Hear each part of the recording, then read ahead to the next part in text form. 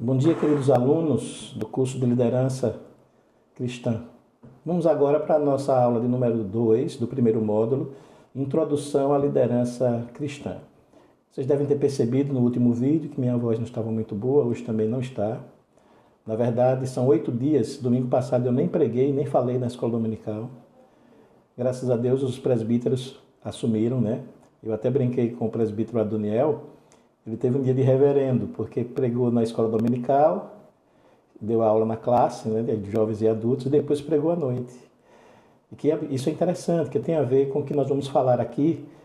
Em algum momento eu vou falar sobre o papel do líder como multiplicador, formador de liderança. E é bom para o pastor, eu fico feliz de ver que a minha ausência, ainda que eu presente no culto, mas calado, sem dar uma palavra, é bom nós vermos os presbíteros, e isso, graças a Deus, aqui os nossos presbíteros têm sido excelentes auxiliares, e eu agradeço a Deus pela vida deles. Mas vamos lá.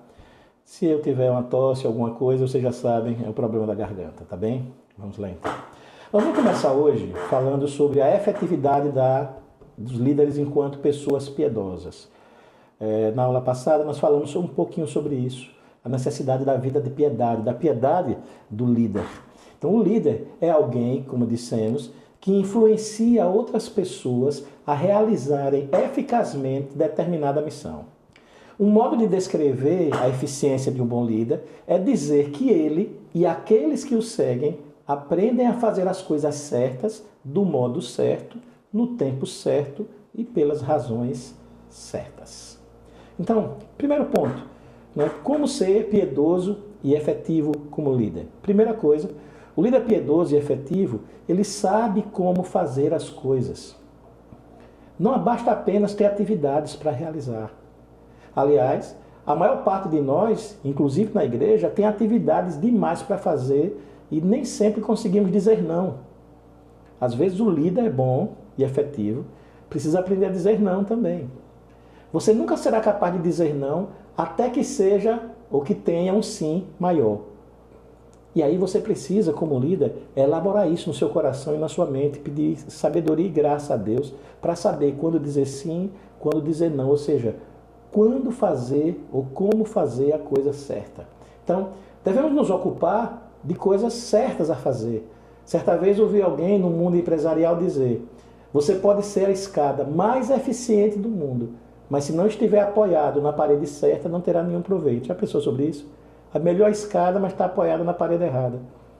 Então, nós enquanto líderes, podemos e precisamos dessa sabedoria de Deus para fazer as coisas certas. Isso tem a ver também na nossa vida com a escolha de prioridades.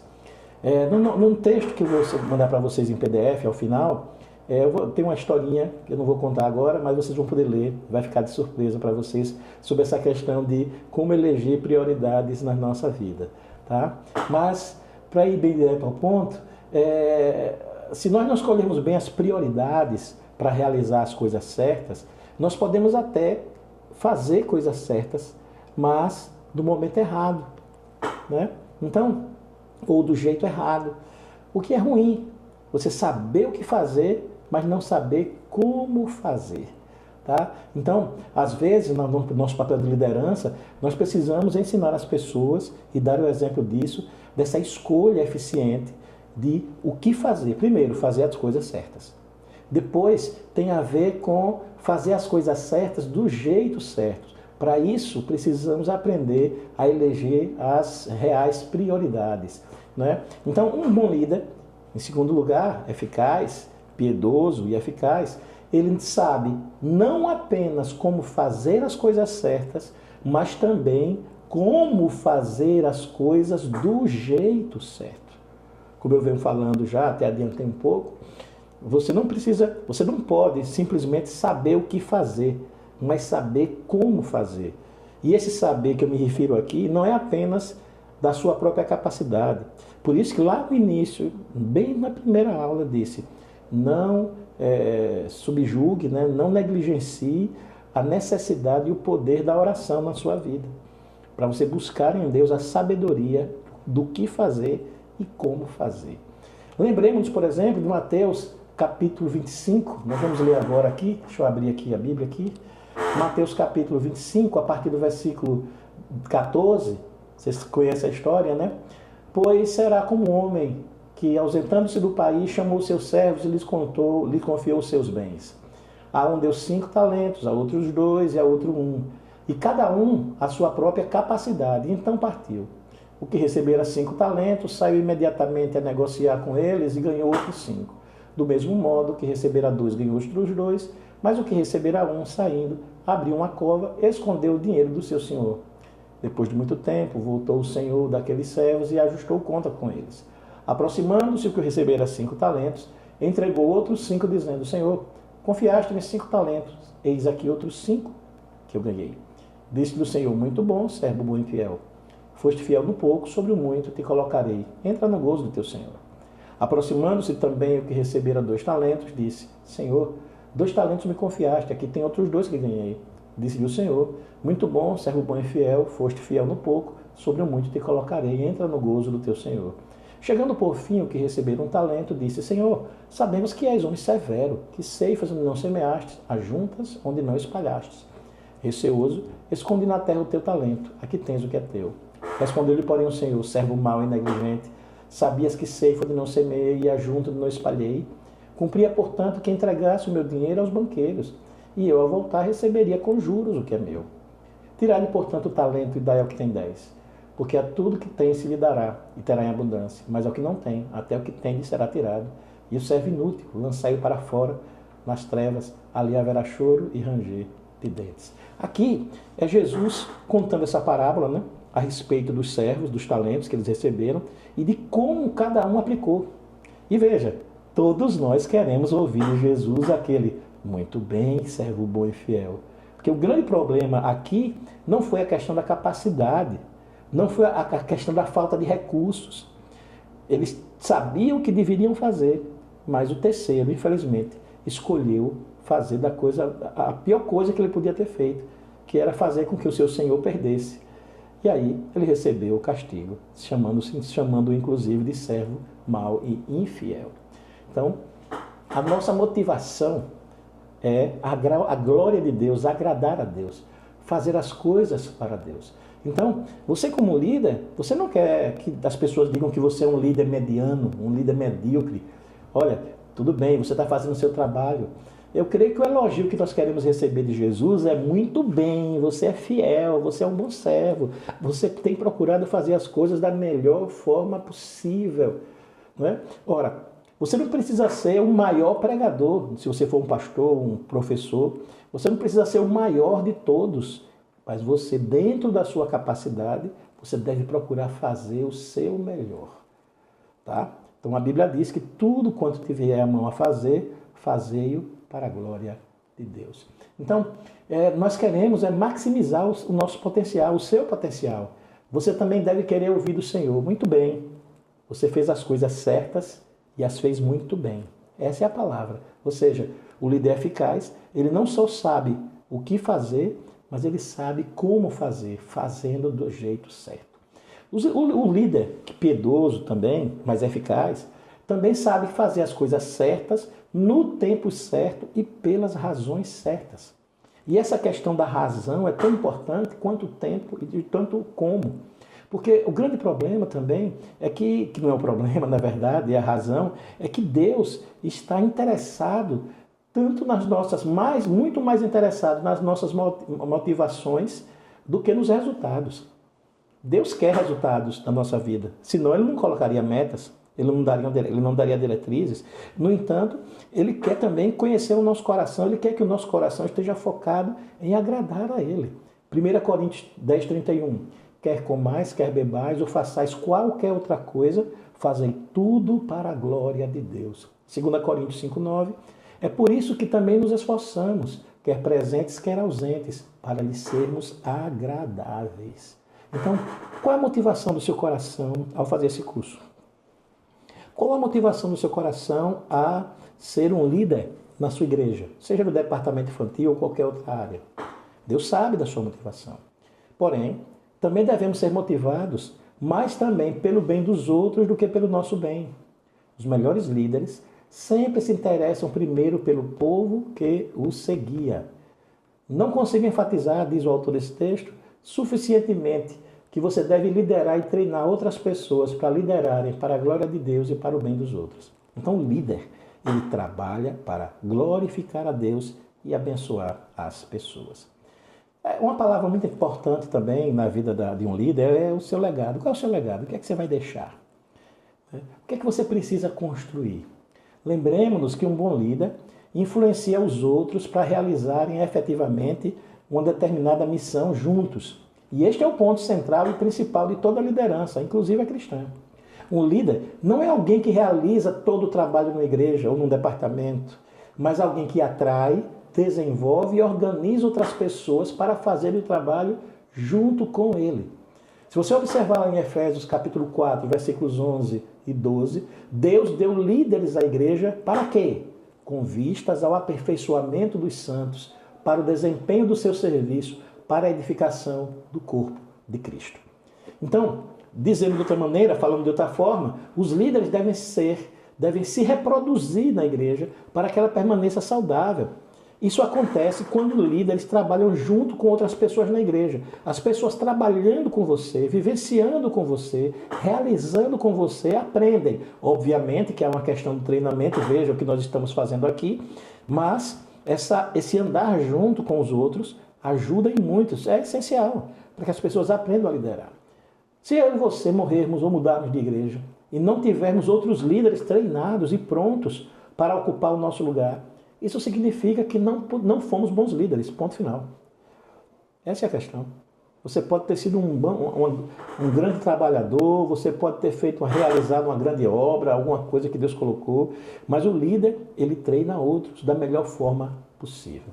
E veja que esse talvez seja um dos maiores desafios na liderança, que é treinar outros, porque o líder ele tende a querer monopolizar as coisas, agir de forma mais autoritária do que delegatória. Não vai dar tempo aqui a gente falar nos tipos de liderança, por causa do tempo, obviamente, mas a liderança delegatória é aquela liderança em que você coloca as pessoas para fazer e as acompanha. E a liderança autoritária é aquelas que simplesmente você manda, ponto e acabou. Às vezes há necessidade disso, em situações emergenciais. Mas a melhor forma é aquela do exemplo, de andar junto, delegar, trabalhar junto, para que as coisas possam fluir. Né? Então, se o navio está naufragando, não dá tempo de fazer reunião, irmão. Se a coisa está caindo, está morrendo, você tem que tomar a frente, agir, orientar, mandar. Mas, na vida normal, a gente delega para que você possa multiplicar o número de líderes. Então, em circunstâncias normais, uma liderança delegatória é melhor do que uma liderança autoritária. Então, é interessante que a minha experiência como líder na igreja é que impressionante é que as pessoas às vezes preferem uma liderança autoritária, ainda que não falem. Normalmente, aqueles que são vistos como os bons líderes são aqueles que tomam todas as decisões. E as pessoas ficam esperando isso. Então, para falar um pouquinho agora, puxar a sardinha para o meu lado, muitas vezes a igreja espera que o pastor dê todas as diretrizes da igreja. E se ele convoca uma reunião para ouvir, as pessoas começam a desconfiar até da capacidade de liderança dele, quando ele está apenas agindo como líder mesmo, querendo delegar, querendo compartilhar, querendo tratar ideias. Então, às vezes, repito, é necessário aquela chamada liderança autoritária. Em que sentido? Em que você precisa tomar as decisões rapidamente, não dá tempo de reunir. Mas na grande maioria dos casos, delegar é a melhor forma. Você delega, acompanha, avalia e trabalha juntos. Tá? Então, o bom líder, ele toma as rédeas e faz as coisas acontecerem, mesmo que tenha de fazer isso sozinho. Ou seja, naquele momento em que as coisas estão difíceis, e às vezes tem isso, você está numa igreja pequena, você está no departamento, você não tem muitas pessoas para trabalhar, não dá tempo para ficar chorando. A igreja está sem condições financeiras, a igreja está numa situação mais difícil, não dá tempo para chorar. Deus lhe colocou, lhe deu uma missão, você vai e faz da melhor forma. Claro, assim que as coisas apaziguarem, assim que as coisas entrarem na normalidade, você vai começar a buscar pessoas. Né? Às vezes no departamento infantil da igreja, que é uma das áreas mais difíceis para você encontrar pessoas para trabalhar, a maioria das pessoas querem levar as crianças para a igreja e se livrar muitas vezes. Me perdoem, mas às vezes acontece isso. E aí não é fácil trabalhar com crianças, eu reconheço. É necessário muito amor, muita abnegação, é necessário uma entrega. E nem sempre as pessoas compreendem a dificuldade desse ministério. Acham que é só botar um bando de menino lá e aí contar 2 historinhas e ponto e acabou. E não é. Então, você tem que ter como líder esse olhar atento para conseguir ver pessoas.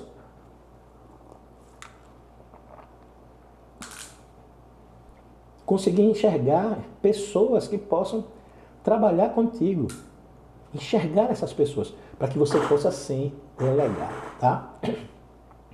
Então, o líder que delega, compartilha a sua responsabilidade de liderança, ele vai descobrir que os dons de outros líderes complementam os seus, produzindo maior sucesso. É como uma igreja, o conselho da igreja. Cada presbítero tem a sua linha de ação, tem o seu jeito de ser. E você, como líder, tenta trabalhar e buscar a melhor forma de usar os dons desses amados irmãos na igreja, no departamento infantil. Então, ora, se a pessoa é um excelente contador de história no departamento infantil, mas tem dificuldade naquelas atividades que envolvam, por exemplo, uma movimentação física, bom, você já sabe onde vai colocar essa pessoa para trabalhar. Então, o líder ele precisa também saber buscar a essência das pessoas, para poder treiná-las, para poder trabalhar no coração delas. Então, uma coisa que você vai aprender como líder é que quanto mais pessoas você tiver ao seu redor trabalhando junto com você, você vai perceber que aquelas inabilidades que você tem serão complementadas, porque o Senhor vai dando dons diferentes para as pessoas, talentos diferentes para as pessoas, e aí aquilo que você não consegue fazer tão bem, aquela outra pessoa que você colocou ao seu lado irá ajudar. Lembra de Moisés, de Arão, né? Moisés levantando a mão para o povo lutar e vencer, e quando Moisés cansava, estava lá Arão, né? E Josué, se não estiver enganado agora, se não falha a memória, porque depois da Covid, a minha memória falha, segurando a mão. Não, Josué não, Josué estava lá no meio da luta, né? Então, ficamos então vendo que sustentavam as mãos de Moisés. Se você não tiver pessoas para sustentar as suas mãos, você vai passar dificuldades como líder. Nessa questão agora que eu brinquei agora, do esquecimento, né? Tem acontecido algumas vezes, foi uma das coisas da Covid que me deixou, foi isso, de vez em quando me dá uns brancos quando eu estou falando e tal. E aí eu tenho presbíteros aqui que tem memória de elefante. Não esquecem nada. E eu já disse, olha, se eu falhar em qualquer momento, pode me interromper. Pode dizer, pastor, foi assim, assim, assim. E eu vou agradecer muito. Não é? Veja como Deus é bondoso com a gente. Não é? Então, trazendo isso para uma realidade mais genérica, digamos assim, porque isso foi bem específico meu, você como líder precisa alcançar pessoas para multiplicar a sua liderança.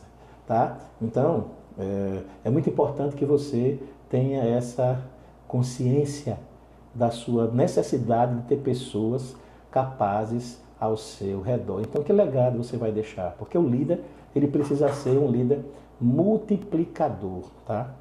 Não é tanto a quantidade de seguidores, mas a qualidade de líderes que ele multiplica. Então, você pode ser uma pessoa que atrai muita gente, que as pessoas seguem, que as pessoas gostam, mas se você não formar outros líderes, imagine Jesus. Líder maior que Jesus não houve. Multidões o seguiram. Mas veja, ele saiu e deixou 12. Esses 12 multiplicaram outros. E esse é o trabalho da igreja. O discipulado é para isso. Esse é o trabalho do discipulado. Treinar novos crentes cristãos, especialmente líderes também. Então, um primeiro ponto, essa questão da multiplicação da liderança, é que um líder multiplicador, ele é um líder aprendiz. Quando você deixa de aprender, você perde a oportunidade de ensinar, liderar e treinar outras pessoas. Quando você achar que sabe tudo, pode entender que você está precisando rever os seus conceitos. Um líder multiplicador, até porque é no ato de aprender, de estudar, que muitas vezes você consegue identificar pessoas, porque você vai aprendendo para ensinar. Você vai aprendendo para ensinar. Isso faz você crescer e quem está ao seu redor também. Um líder multiplicador, ele aproveita menos momentos de aprendizado que surgem, não tanto na prosperidade, mas na adversidade. Tá? Tiago, capítulo 1, versículo 2 e 3. Meus irmãos, tende por motivo de toda alegria ou passados por várias provações, sabendo que a provação da vossa fé, uma vez confirmada, produz perseverança. Via de regra, precisamos estar atentos como líderes. É no momento da dificuldade que nós podemos enxergar aquela luz. Tá? São os momentos de aprendizado maior. Os momentos de aprendizado normalmente é lá no deserto, é na falta, é na luta, é na prova. No momento de prosperidade, você aprende também. Mas certamente, precisamos ter esse olhar clínico para aprender nos momentos de dificuldade. Tá? Um líder multiplicador está sempre ensinando e treinando outros líderes. Então você tem que estar sempre buscando novas pessoas. Um líder multiplicador sempre ajuda outras pessoas a aproveitarem seus momentos de aprendizado. Como esses momentos de aprendizado geralmente surgem na adversidade, lembre-se que você está sendo provado nesse momento e o Senhor quer lhe ensinar alguma coisa. Você precisa mostrar isso para os seus liderados. Na sua aprovação e na aprovação dos seus liderados, daqueles que você está treinando como líderes, é exatamente aí. A aprovação é o momento da perseverança, é o momento da fé, é o momento de olhar para Jesus e aprender a lição ali. Tá? Então, aprenda com eles agora para que não tenha de passar por isso de novo. Às vezes é engraçado isso. Você já percebeu que às vezes tem lições que você precisa passar mais de uma vez para aprender? Na escola é assim, né? Às vezes tem assuntos que você tem que ler mais de uma vez para poder aprender.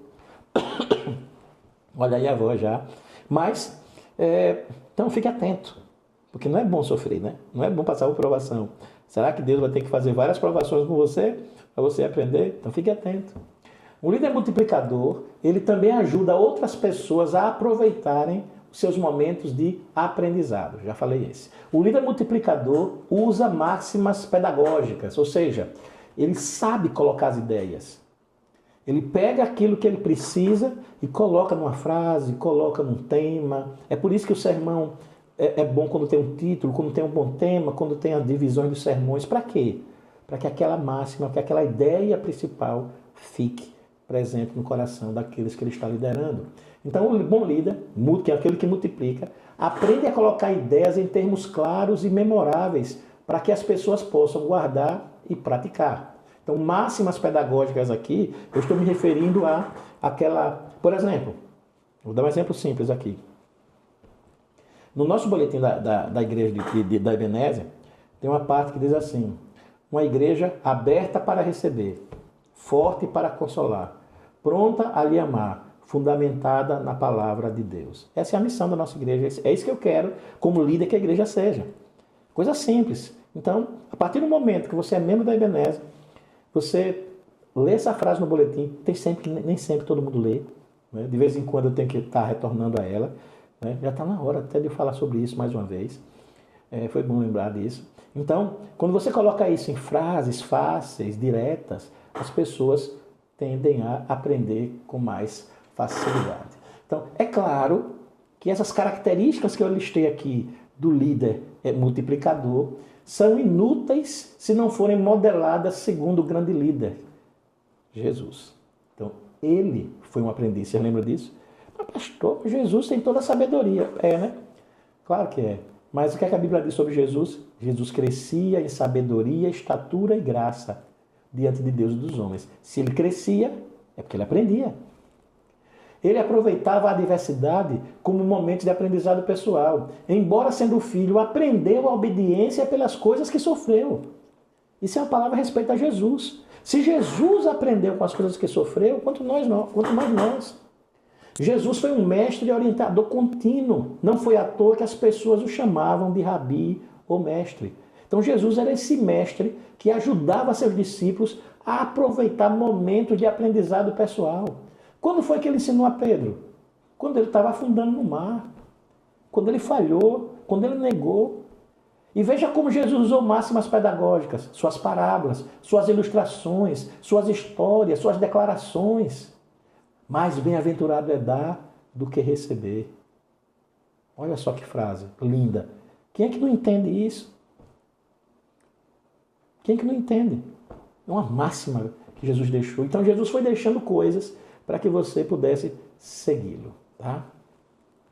Desenvolvimento da liderança. Então, Hebreus capítulo 13, versículo 7 diz: lembrai-vos dos vossos guias, os quais vos pregaram a palavra de Deus, e considerando atentamente o fim da sua vida, imitai a fé que tiveram. Né?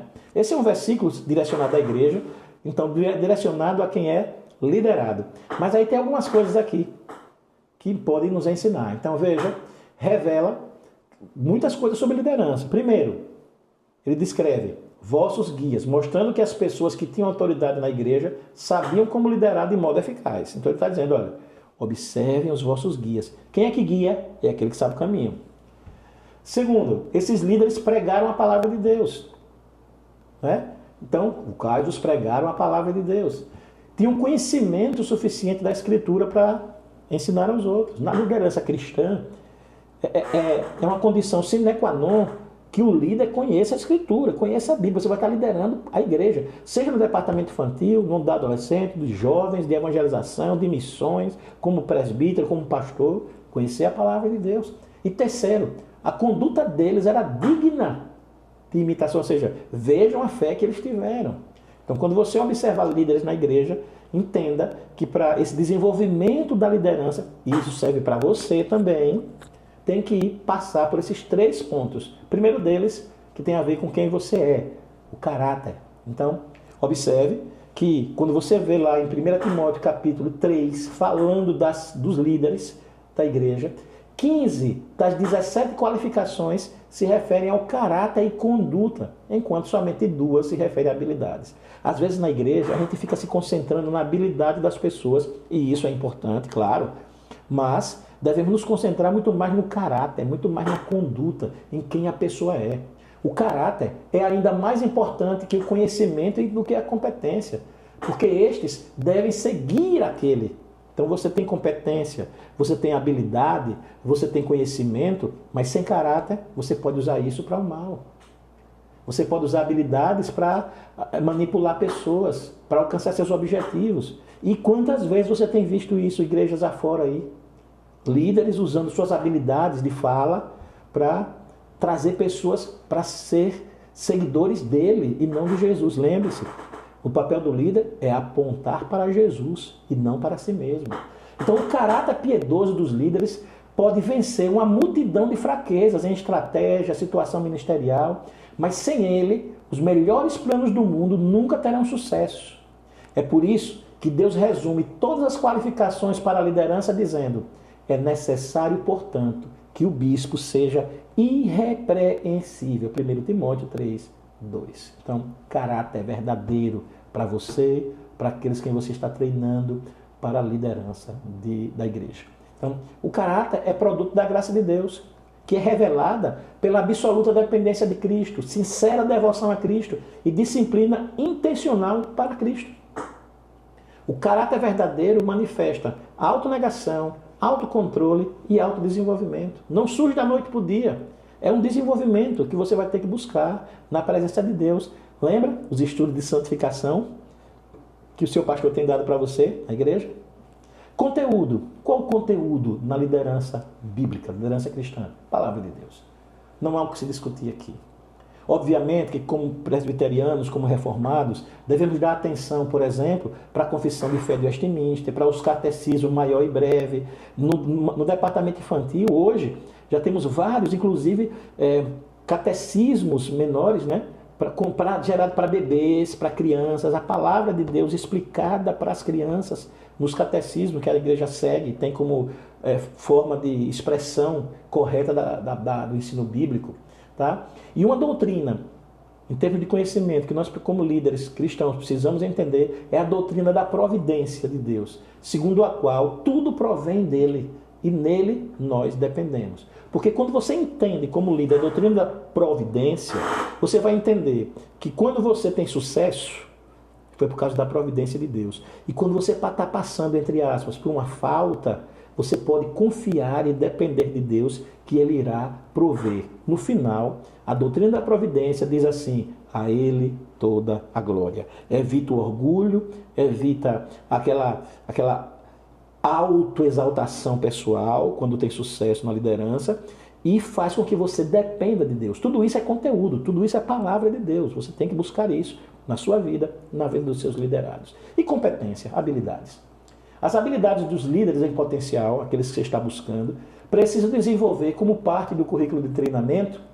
Não é suficiente para eles ter caráter e conhecimento, eles também devem ter alguma experiência e habilidade comprovadas nas tarefas que vão realizar como líderes. É como eu disse, você vai colocar alguém para dar aula, ele precisa ter um mínimo de condição para isso. E aí ele pode ter caráter, ele pode ter conhecimento, mas precisa ter prática. Então, às vezes, precisa de um treinamento, precisa de você burilar aqui, acolá alguma coisa. Né? Tem que dar oportunidade também para crescimento. Mas o desenvolvimento das habilidades são altamente recomendados e necessários. Né? É como você colocar um cego, Jesus deu esse exemplo. Um cego, você vai guiar outro cego, eles vão para onde? Para o abismo. Então, ainda que o caráter seja essencial e talvez primeiro, entre a questão da competência e a questão do conteúdo, o conteúdo você pode buscar, a competência você pode treinar, mas o caráter vem de Deus. Ok? Claro que a competência também vem de Deus, é claro que o conteúdo vem de Deus, afinal é da palavra de Deus, é do Espírito Santo também que nos ensina, mas vocês entenderam o que eu quero dizer. Então, no caso específico do trabalho com crianças, um conhecimento prévio das histórias bíblicas e sua relação com a vida ministerial de Jesus, mesmo lá no Velho Testamento, são essenciais. Além das habilidades necessárias para lidar com nossos pequenos discípulos. Imagina uma pessoa impaciente indo trabalhar no departamento infantil. Imagina uma pessoa que não conhece as histórias bíblicas indo dar aula no departamento infantil.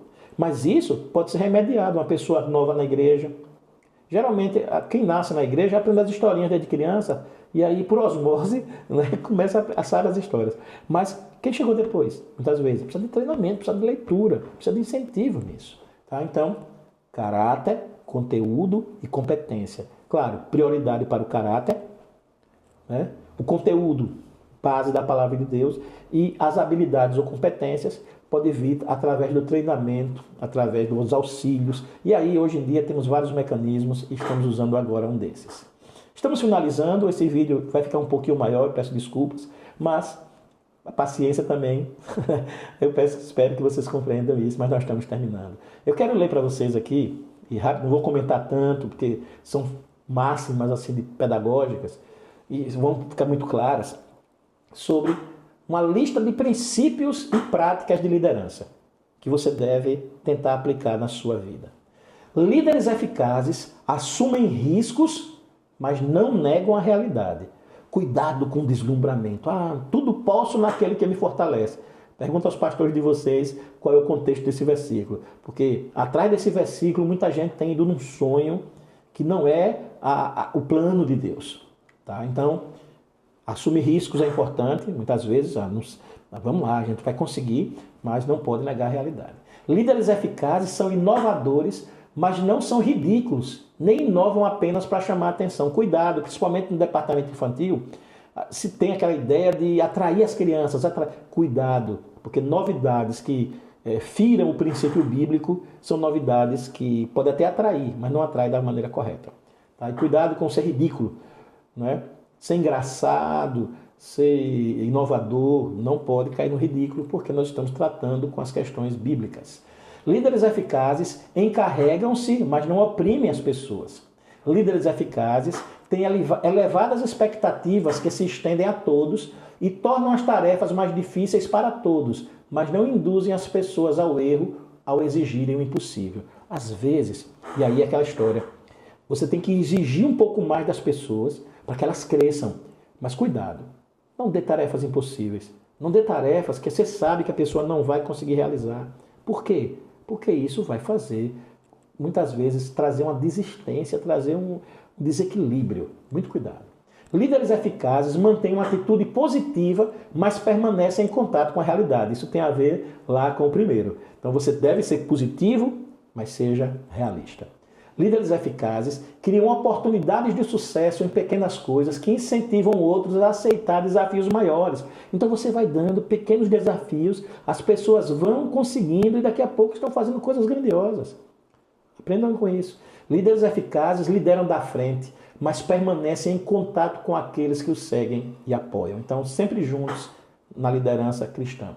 Líderes eficazes dão aos seus liderados crédito público pelo sucesso, mas assumem a responsabilidade por qualquer falha ao revés. Líderes eficazes planejam o trabalho e cumprem o planejamento e sempre lembram as pessoas o plano e o trabalho. Líderes eficazes estabelecem prioridades em seus planos de liderança e as mantêm. Líderes eficazes estabelecem responsabilidades para si mesmos e para seus subordinados. Líderes eficazes zelam pelo próprio desempenho. Líderes eficazes evitam amargura e animosidade em relação aos seus opositores. Nada de ficar com briga, nada de dissensão. Líderes eficazes evitam racionalizações e também culpar seus subordinados.